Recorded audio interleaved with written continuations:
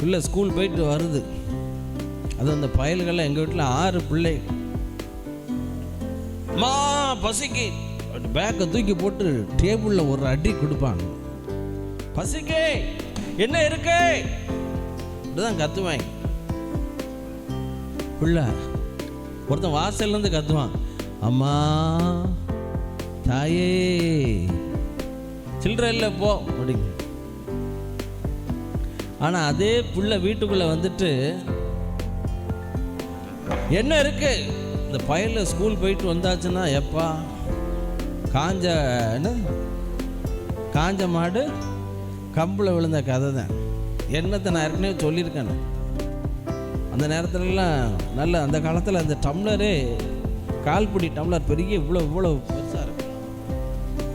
அப்படியே ஸ்கூல்லேருந்து வந்த உடனே அந்த சட்டி நிறையா முறுக்கு இருக்குலாம் இருந்தால் அந்த 300 முறுக்கு 500 முறுக்கெல்லாம் அவ்வளோதான்.